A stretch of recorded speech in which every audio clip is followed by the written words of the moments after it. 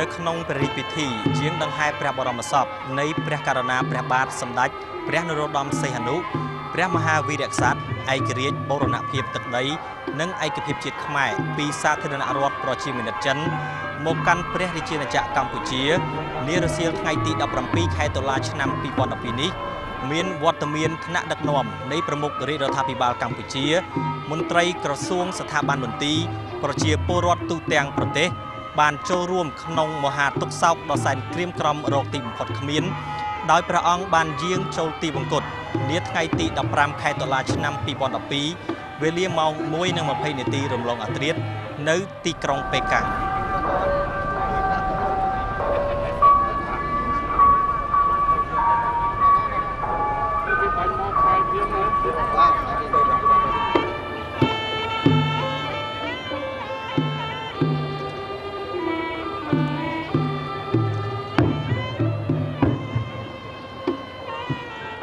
បន្ទាប់ពីបានប្រារព្ធព្រះរាជពិធីតម្កល់ព្រះបរមសពរយៈពេល2ថ្ងៃនៅព្រះរាជដំណាក់ទីក្រុងប៉េកាំងសាធារណរដ្ឋប្រជាមានិតចិនព្រះបរមសពនៃព្រះករុណាព្រះបាទសម្ដេចព្រះនរោត្តមសីហនុព្រះមហាវីរក្សត្រព្រះវររាជបិតាឯករាជ្យបូរណភាពទឹកដីនិងឯកភាពជាតិខ្មែរសម្ដេចឪសម្ដេចតាសម្ដេចតាទួតសម្ដេចតាលួតជាទីសក្ការៈដ៏ខ្ពង់ខ្ពស់បំផុតនៃយើងបានប្រារព្ធព្រះរាជពិធីយាងដង្ហែមកដល់មាតុភូមិកម្ពុជានារសៀលថ្ងៃទី17ខែតុលាឆ្នាំ2012នាវេលាម៉ោង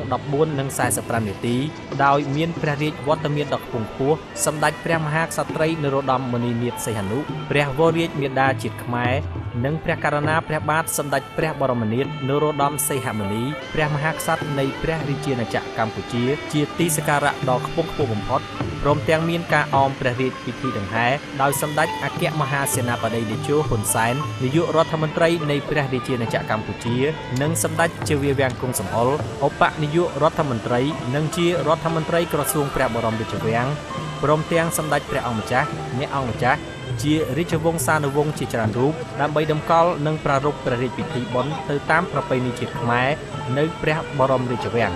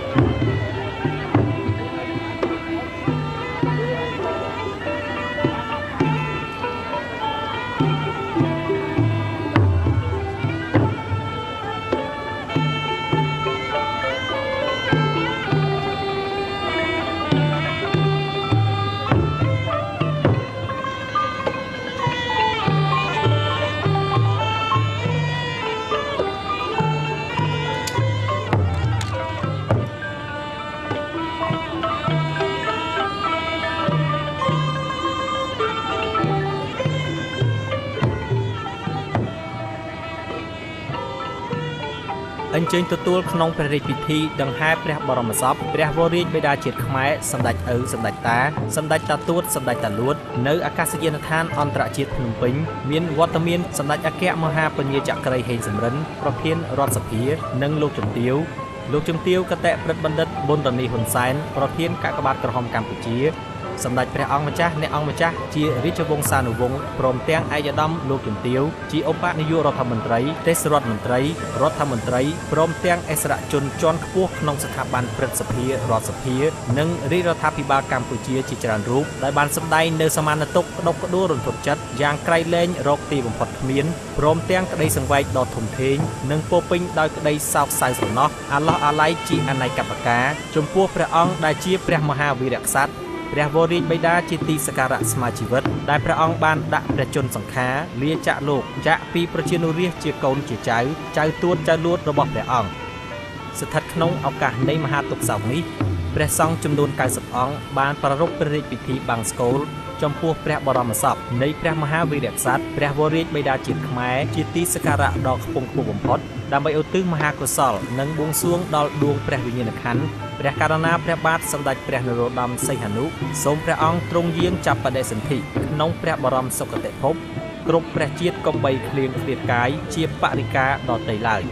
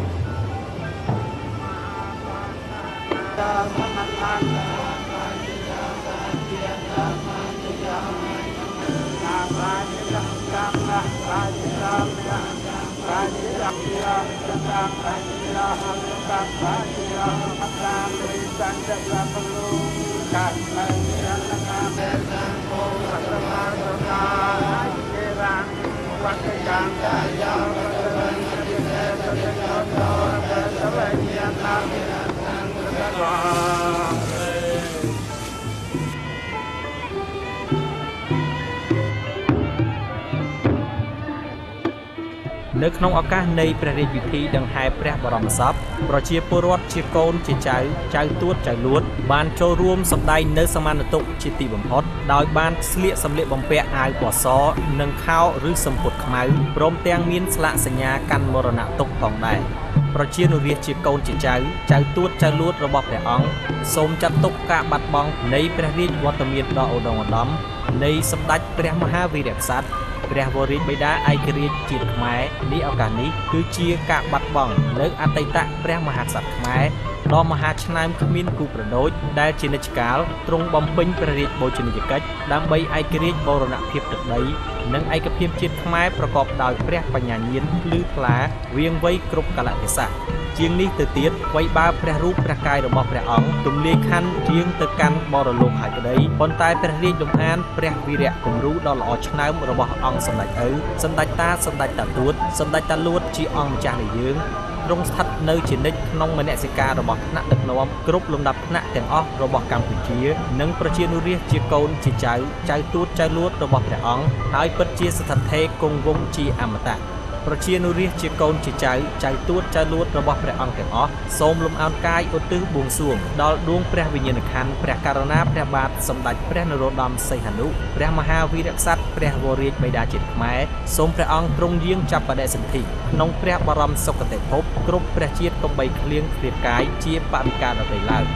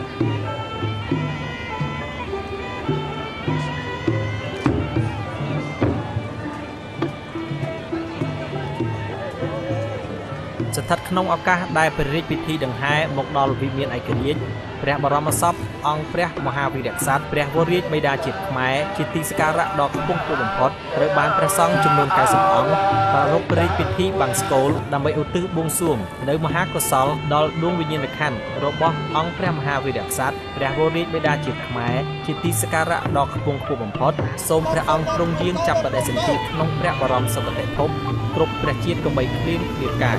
សូមព្រះអង្គទ្រង់យាងចាប់បដិសន្ធិក្នុងព្រះបរមសុគតិភពគ្រប់ព្រះជាតិ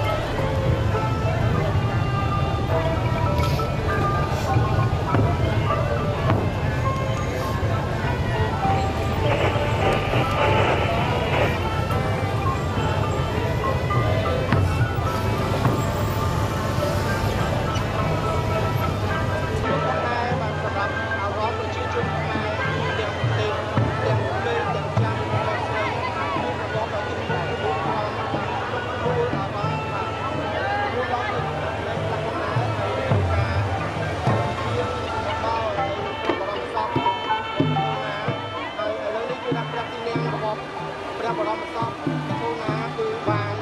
មកដល់នៅវិមានឯករាជ្យហើយក្នុងនោះផងដែរខ្ញុំសូមជម្រាបជូនដល់ប្រជាជនផងដែរថាព្រះទីនាងព្រះបរមសពរបស់ព្រះអង្គនឹងគង់រយៈពេល5នាទីដើម្បីចូលរួមការបង្សុកូលបាទពីព្រះសង្ឃដែលនិមន្តមកពីវត្តលង្កាចំនួន90អង្គនិងព្រះសង្ឃ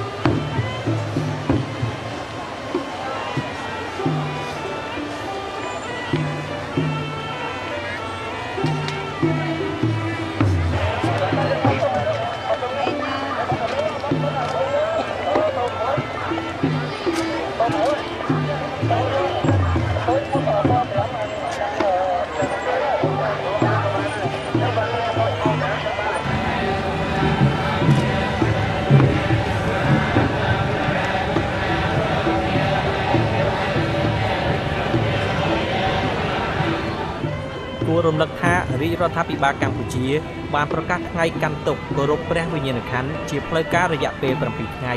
ចាប់ពីថ្ងៃទី17ដល់ថ្ងៃទី23ខែតុលាឆ្នាំ2012ដែលក្នុងរយៈពេលកាន់ទុក្ខនេះគ្រប់ស្ថាប័នរដ្ឋនិងឯកជនព្រមទាំងប្រជាពលរដ្ឋទូទាំងប្រទេសត្រូវបង្ហូតទង់ជាតិ1/3នៃដងទង់ជាតិចាប់ពីលើជាមួយគ្នានេះគ្រប់ស្ថានីយវិទ្យុនិងទូរទស្សន៍ជាតិនិងឯកជនព្រមទាំងកន្លែងកម្សាន្តសប្បាយត្រូវផ្អាកការផ្សាយទស្សនីយភាព